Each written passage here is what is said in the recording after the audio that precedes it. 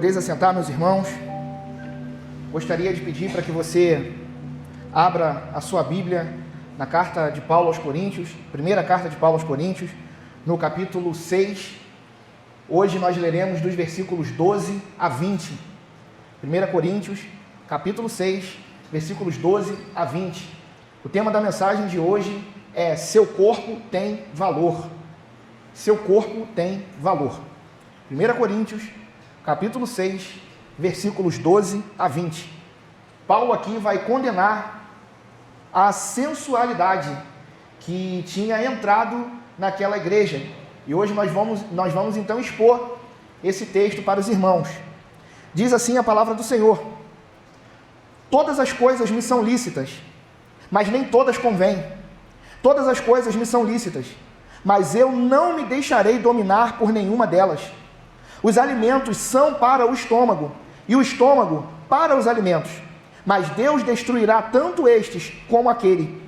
Porém o corpo não é para a impureza, mas para o Senhor, e o Senhor para o corpo. Deus ressuscitou o Senhor, e também nos ressuscitará a nós, pelo seu poder.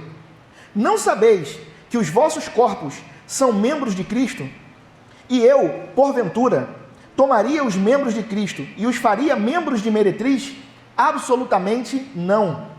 Ou não sabeis que o homem que se une à prostituta forma um só corpo com ela? Porque, como se diz, serão os dois uma só carne. Mas aquele que se une ao Senhor é um espírito com ele. Fugir da impureza. Qualquer outro pecado que uma pessoa cometer é fora do corpo, mas aquele que pratica a imoralidade peca contra o próprio corpo. Acaso não sabeis que o vosso corpo é santuário do Espírito Santo, que está em vós, o qual tendes da parte de Deus, e que não sois de vós mesmos, porque fostes comprados por preço? Agora, pois, glorificai a Deus no vosso corpo. Amém. Meus irmãos, nós vimos aqui no episódio anterior que Paulo inicia o capítulo 6 nos mostrando que ele possui dois problemas. O primeiro problema... Obrigado, Cássio. Deus te abençoe. O primeiro problema, meus irmãos, e que nós tratamos aqui na semana passada, é sobre as tensões na interação entre os irmãos. E agora, do versículo 12 ao versículo 20, Paulo vai tratar da conduta moral dos membros, por causa dos seus desejos intrapessoais. E eu lembro muito bem que na semana passada, nós tratamos aqui das questões de levar os problemas da igreja para fora da igreja. E hoje Paulo já vai mudar agora o seu discurso. Ele sai desse problema para falar sobre os desejos intrapessoais. O que são os desejos intrapessoais, irmãos? São os problemas de conduta moral dos membros de uma igreja. E eu lembro também que lá atrás, na semana anterior, eu falei que Paulo usa 3 vezes a expressão não sabeis. E agora aqui nesse capítulo, nesses versículos citados, ele usa mais 3 vezes a mesma expressão. Lá no versículo 15, no versículo 16 e no versículo 19. Ele dá um salto das questões processuais para agora falar das questões sexuais. E aí vale a gente lembrar que a cidade de Corinto era uma cidade extremamente permissiva. Ela era tão permissiva ao ponto de construir um templo para a deusa Afrodite, que nós temos falado aqui constantemente. A deusa do amor sensual. Um templo onde abrigava centenas de prostitutas cultuais ou prostitutas sagradas. Só que além disso, a influência filosófica também era muito forte naquela época. E um dos ensinos que estava entrando na igreja era o chamado dualismo platônico. E o que é esse ensino? O dualismo platônico, meus irmãos, é a falsa afirmação de que o nosso corpo é inferior e irrelevante diante da nossa alma. Em outras palavras, o dualismo platônico ensina que não interessa o que você faz com o seu corpo, que para Deus o mais importante é a sua alma. E infelizmente, muitos membros da igreja de Corinto estavam absorvendo essa cosmovisão. Então, dentro da igreja, os membros estavam começando a acreditar que tudo aquilo que eles faziam com o corpo deles não ia trazer consequências espirituais. Então Paulo utiliza dos versículos 12 a 20 para corrigir esse erro absurdo. E só de corrigir esse erro, ele já nos ensina aqui uma lição valiosíssima. A igreja precisa aprender a se posicionar diante de um falso ensino. Meus irmãos, se Paulo fizesse vista grossa para esse falso ensinamento, aquela igreja se transformaria numa igreja totalmente imoral. Se Paulo ficasse calado diante do engano, aquela igreja se tornaria libertina. É por isso, meu irmão, que todo homem e toda mulher de Deus precisa se posicionar diante de falsos ensinamentos. Mas infelizmente hoje, você tem que abraçar a mentira, porque todo mundo abraçou. Mas deixa eu te dizer uma coisa, não é porque todo mundo abraça uma mentira que ela se torna verdade. Você pode estar do lado certo e 50 mil pessoas do lado errado, a verdade não muda. É por isso que é necessário a gente se posicionar, meu irmão. E infelizmente, quando você não abraça uma mentira, você automaticamente tem sido afastado do convívio.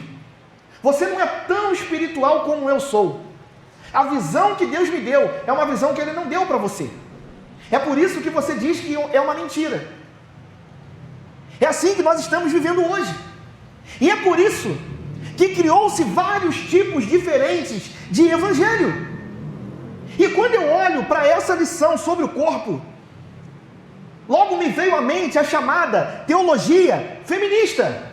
É impossível, meu irmão, eu olhar para esse texto e não relacionar as ditas cristãs feministas. Porque se Paulo visse hoje que tem mulher que diz que é cristã, mas vive dizendo o jargão, meu corpo, minhas regras, o WhatsApp da igreja de Corinto ia bombar. Porque, meu irmão, Paulo ia dar muita bronca naquela igreja. Olha para a realidade de hoje, igreja. Olha quantas mulheres utilizam esse jargão e virou filosofia de vida dentro das igrejas. E é por isso que você vê que hoje existem mulheres que moldam as suas decisões íntimas partindo dessa filosofia diabólica. É por isso que você vê hoje mulheres que dizem que são cristãs e são feministas, que não sabem nem o significado bíblico de submissão. Acham que a submissão é colocar uma mulher em posição de inferioridade ao homem, porque o discurso feminista distorceu o sentido de submissão. É por isso que você vê hoje mulheres que se dizem cristãs e feministas, e elas conseguem servir tanto a Deus quanto a Moloque ao mesmo tempo, porque elas dizem que congregam numa igreja, dizem que têm fé em Deus, mas defendem o assassinato de crianças no ventre. É por isso que você vê hoje mulheres que se dizem cristãs e feministas, mas por causa da cartilha que elas abraçaram, elas se calam vendo um homem vestido de mulher, tomando o espaço que elas demoraram para conquistar. É por isso que você vê hoje mulheres que dizem que são cristãs e feministas, mas que infelizmente por causa da cartilha se calam diante de homens biológicos que estão entrando no mesmo banheiro que elas. Mulheres que se dizem cristãs, mas que não se posicionam diante de um falso ensino. Pelo contrário, mulheres que se dizem servas de Deus, mas que estão abraçando uma mentira, que precisam brigar, meus irmãos, contra o mundo real, para serem vistas como pessoas piedosas. Mulheres que estão brigando com a própria fé, em nome da filosofia que, infelizmente, elas abraçaram. Dito isso, então, Paulo vai nos ensinar, logo no começo, o que estava sustentando a permissividade dos coríntios. Versículo 12, Paulo vai dizer assim: todas as coisas me são lícitas, mas nem todas convêm. Todas as coisas me são lícitas, mas eu não me deixarei dominar por nenhuma delas. Preste atenção, a cidade de Corinto era uma cidade que defendia a liberdade total. Você pode fazer o que você quiser, você pode viver do jeito que você quiser, não tem problema nisso. A cidade, meu irmão, estava trocando a liberdade pela libertinagem.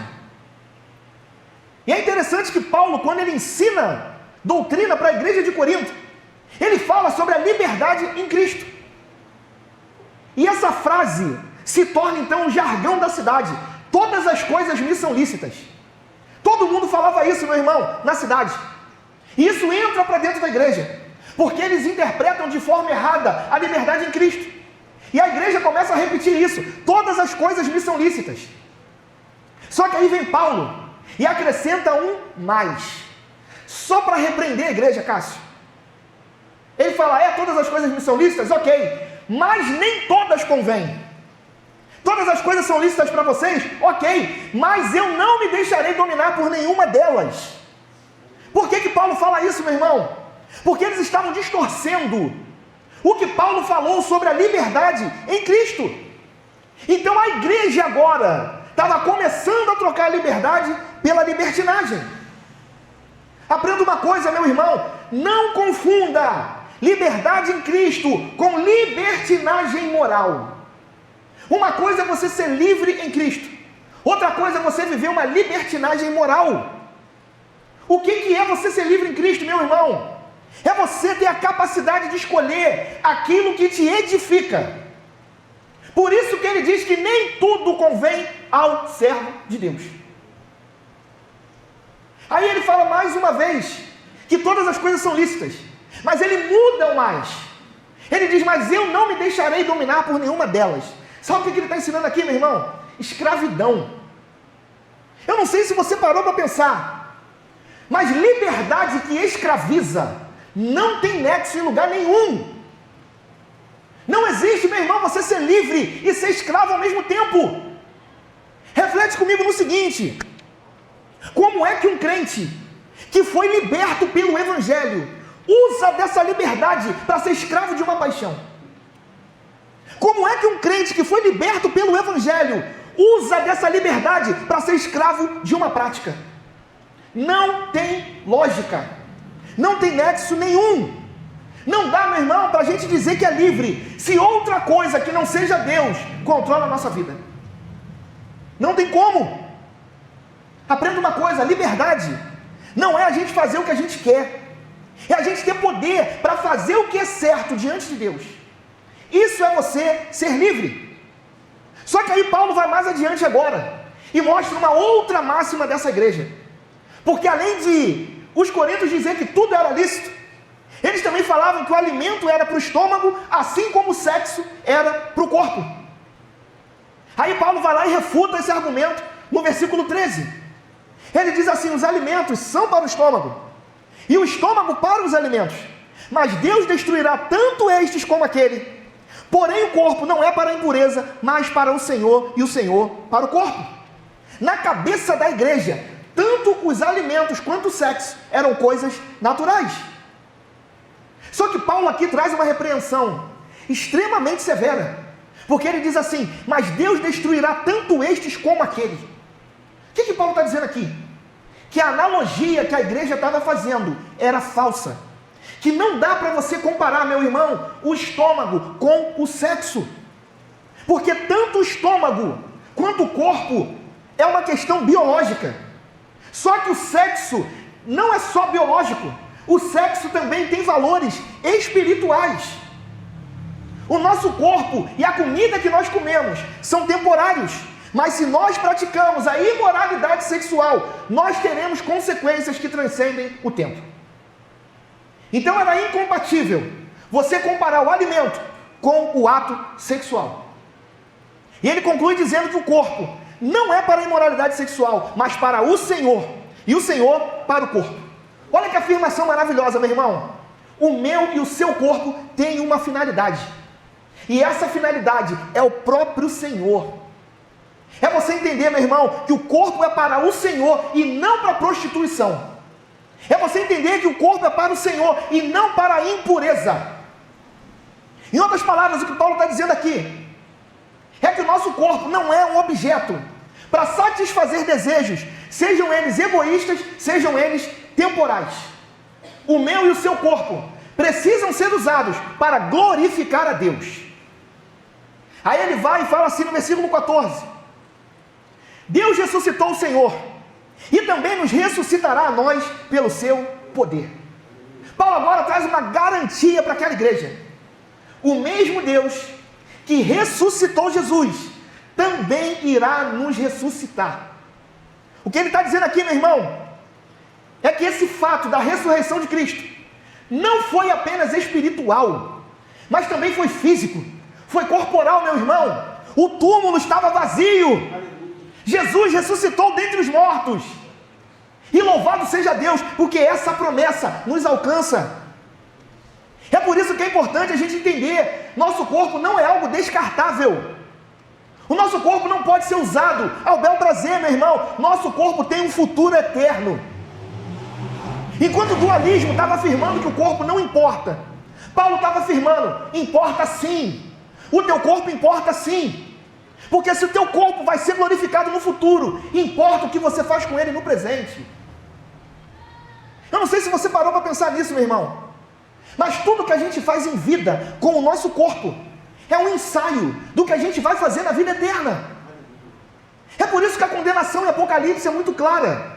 Continue o injusto fazendo injustiça. Continue o imundo ainda na imundície. Esse é o juízo de Deus para a vida eterna. Então, meu irmão, se você glorifica a Deus com o seu corpo, você vai glorificar eternamente. Mas se você pratica a imundícia com o teu corpo, você será imundo eternamente. É por isso que o que você faz com o teu corpo importa. Entenda uma coisa, meu irmão: a tua esperança na ressurreição muda a tua forma de como você trata o seu corpo. Se você espera um corpo glorificado, você ensaia essa glorificação, glorificando no presente a Deus com a sua vida. Então o que você faz com o seu corpo importa, meu irmão. Versículos 15 a 17, Paulo vai dizer: não sabeis que os vossos corpos são membros de Cristo? E eu, porventura, tomaria os membros de Cristo e os faria membros de meretriz? Absolutamente não. Ou não sabeis que o homem que se une à prostituta forma um só corpo com ela? Porque, como se diz, serão os dois uma só carne. Mas aquele que se une ao Senhor é um espírito com ele. Paulo agora aperta mais um pouquinho e mostra para aquela igreja que os seus corpos pertencem a Cristo. Porque, meu irmão, nós somos espiritualmente unidos a Jesus. Entenda aqui a sequência comigo. Deus Pai criou o corpo e vai ressuscitá-lo. Aí vem Jesus, compra o nosso corpo e nos redime. Ou seja, Deus Pai criou o corpo e Jesus comprou o corpo. Por isso que o teu corpo não te pertence.